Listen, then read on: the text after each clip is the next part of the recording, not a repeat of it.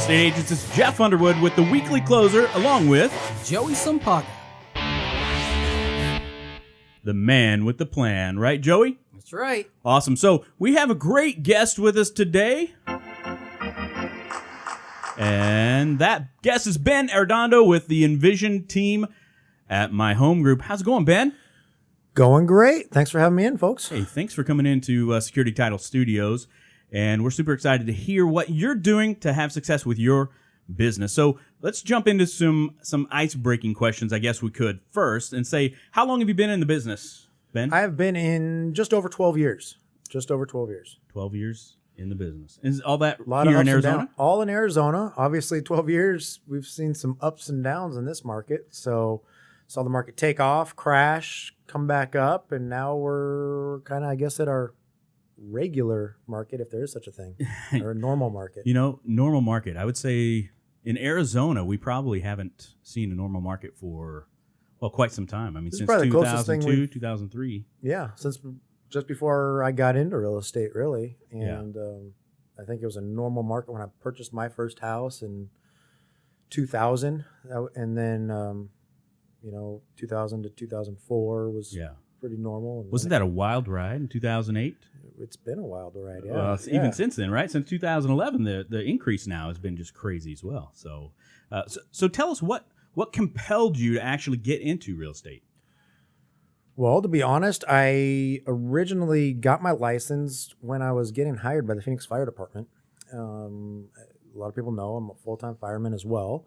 And I knew I wanted some extra income. And the best way I knew was to go get my real estate license, start selling some houses, and it allowed me to do it at a slow pace. Yeah. So I didn't ramp up my business real fast, but I was able to learn at a slow pace, do it the right way, and learn a lot of valuable things in those first probably 6 years.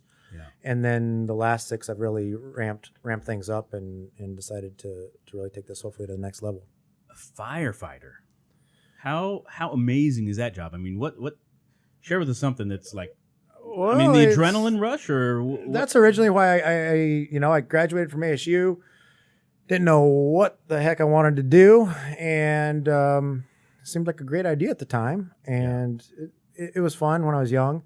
Now it's a little bit different. I mean, there's definitely fun aspects of that job, but it's also long hours. You're doing 24-hour shifts, and so it allowed me to learn. I had to learn, not by choice, but how to delegate things pretty early on to make sure that my client experience was top notch and never suffered. So that was one of the things that by having both careers early on, I learned to delegate things pretty quickly. Yeah. So I'm sitting here thinking, okay, firefighter. I'm thinking those shows on TV, right? So is there really one person that's kind of designated to cook? No. they're all shit. Were you thinking that too, Joey? All shared things. I was. Okay. All right. Everybody brings in their own, right? Okay. Anyway, let's jump into some questions about the business itself. So tell us the makeup of your real estate business. For example, percentage of listings versus buyers. Where would you say you guys stand right now? We're probably 60% listings, 40% buyers. We like that balance. Listings are always going to take a little bit less of your time. You can manage more listings effectively than you can buyers. So if you want to ramp up, the number of houses you're buying or selling each year, you really got to. And they were telling me this when I first got into the real estate business: listings, and absolutely, that's if you want to last in this business, you need to learn how to list houses. Well, and the more listings you have, right, the more signs in the yard, the more opportunity you have to get buyers too. Correct? Exactly. Everything multiplies. So if you can get enough sticks in the ground, you're gonna get more phone calls. If you're running, ads on pay-per-click type things, you're gonna have more properties that you can say are yours. Got it. More, sign calls. No, that's great. So when you were breaking into the industry, into real estate, while you were a firefighter, right? What would you say? I mean, what was the one thing that you really did to break into it? What kind of was that breakthrough moment, I guess you could say? Well, this business is really, it's simple. It's not easy, but it's simple. You need to talk to more people. You need to learn how to meet more people every single day. Okay. And I used the fire department as my lead generation initially. Right. It allowed me to talk to a lot of people that I didn't know, a lot of people that had stable jobs that I had built relationships with that trusted me. Right. And I stayed in touch with them, and I eventually sold them houses, helped them purchase houses. And through that process was able to grow a business. And then I wanted to grow larger than that, I just needed to learn how to talk to more people. Yeah. And so there's so many different platforms that you can do that. You can meet people through the internet. You can call people on a dialer. You can hold open houses. You can go to new builds. I mean, there's a million ways that you can meet new people, but that's really what this business is all about. You need more relationships. Well, we're not talking about online dating, right? No. Although, I mean, I guess if you date enough, you could probably sell a few houses. Yeah. But pay per click, Yeah, for sure. obviously your Zillow Absolutely. stuff's out there, all that good stuff. Well, and I think with your niche of being in firefighting and having connection with those guys and gals already that are in that industry, many people listening, agents listening here locally, probably know that there are grant programs for specifically firefighters, police, EMTs. Exactly. So I helped use those programs to make it easy for people to get into properties. Yeah. And since they have stable jobs, they're usually pretty easy to pre-qualify. And, I really used that for my first 6 years in the business to learn the business really well. Right.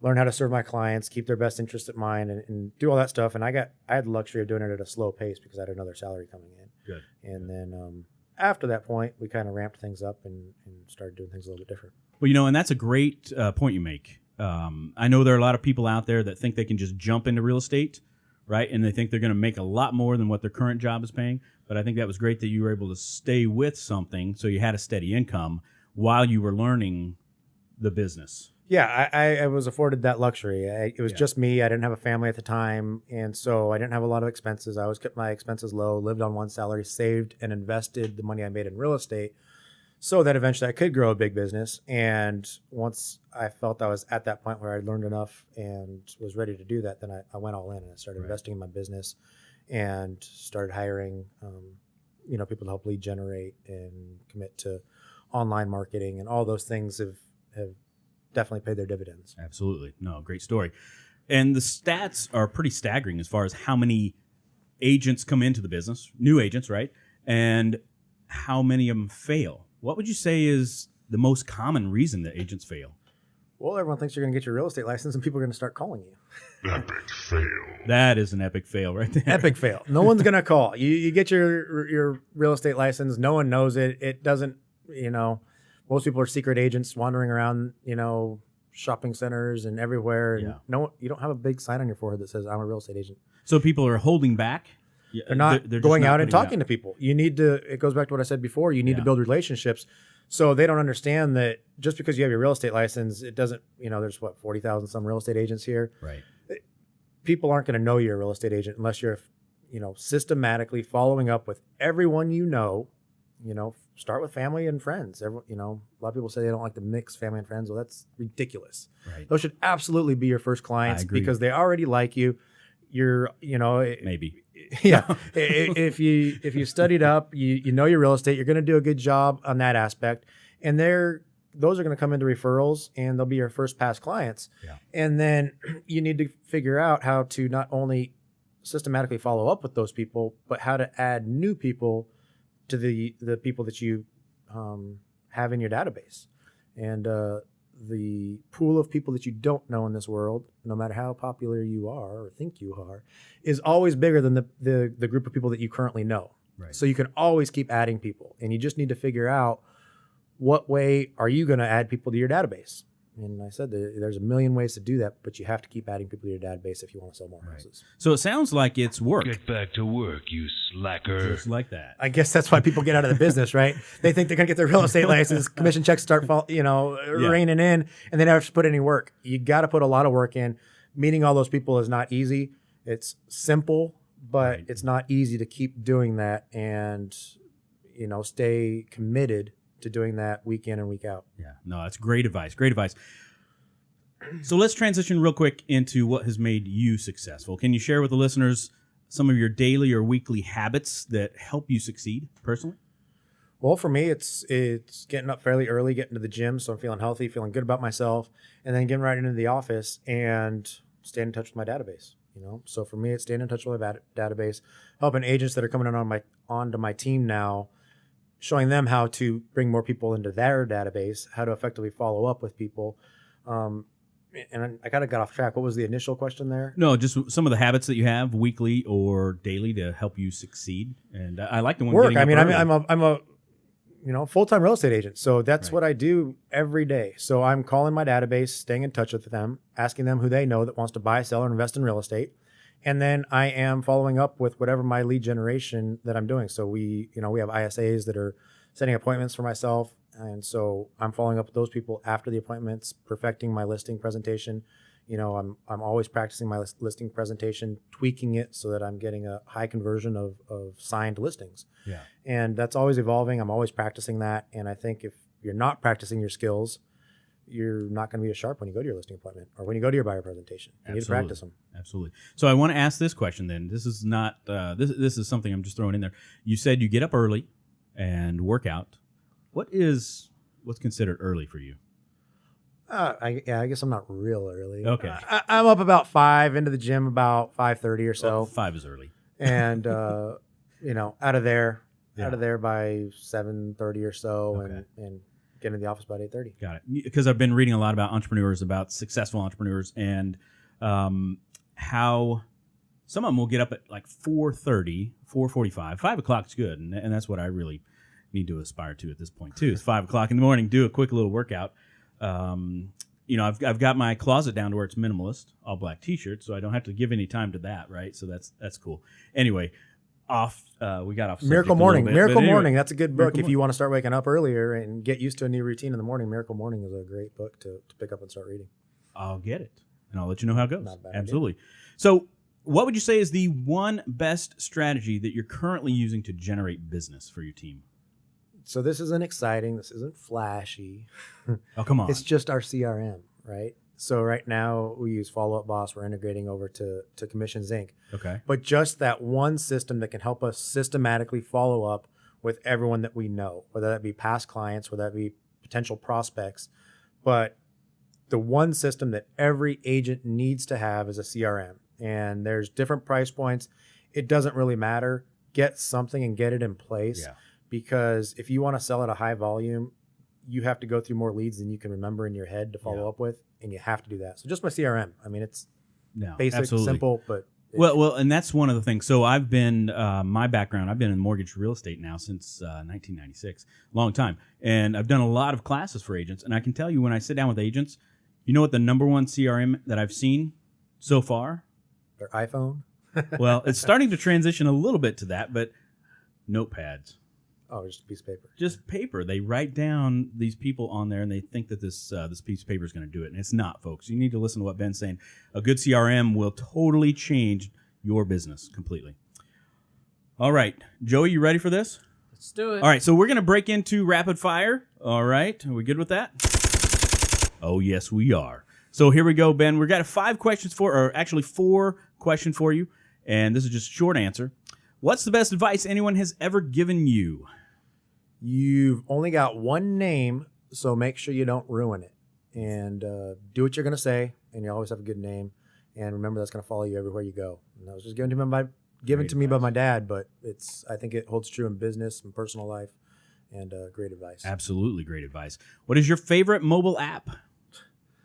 That's an easy one. Okay, what is it? Given to me through Commissions Inc. It's our website, greaterphoenixhomelistings.com. There you Download go. the app, and you can look at homes right from your phone.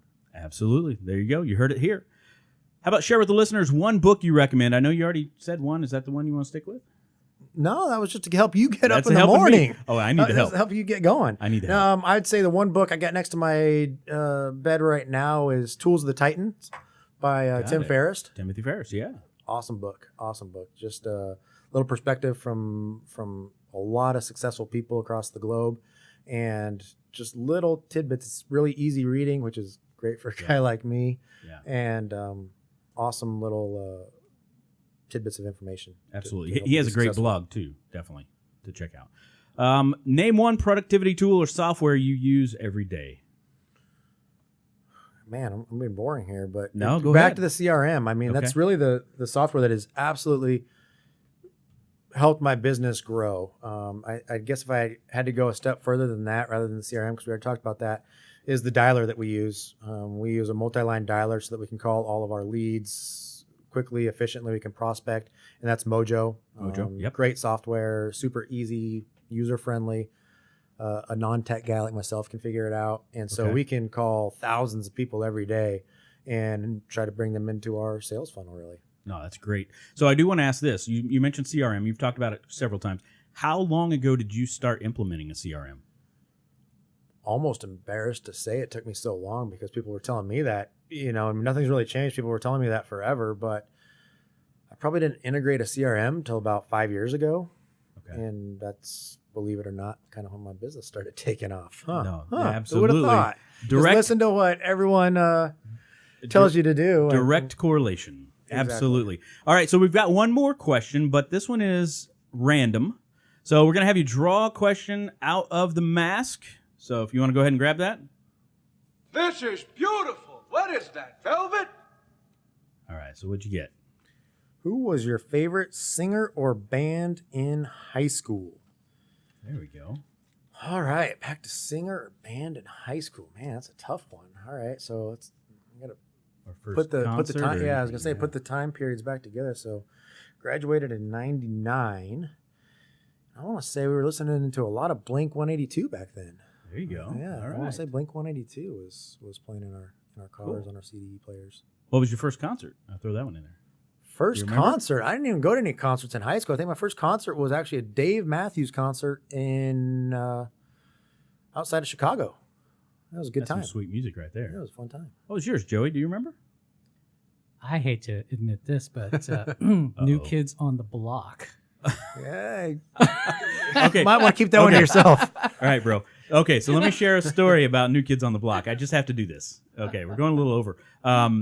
When I was in high school, I was in the swing choir, right? Sing and dance. We took a trip to Washington, D.C., and the New Kids on the Block stayed in the same hotel as we did.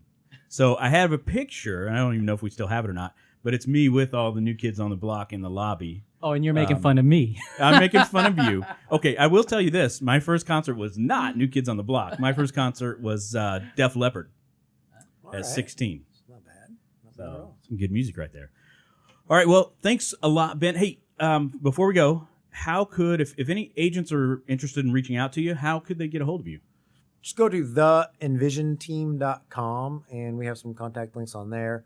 We're growing our team, so we'd love to be in touch with anyone that is interested in joining a team, or if you just want some bits of information. There were a lot of people that helped me along the way grow my business. Free information, would love to help anyone out. If they're looking to get their business to the next level, would love to sit down with them and just give them free advice. Thanks a lot for that. Well, thanks, Ben, for being part of the show today and the Weekly Closer. You can always check us out at theweeklycloser.com. Again, here at Security Title Studios in the heart of the Biltmore. This is Jeff Underwood and Jason Paga signing off. Have a fantastic day. Take care.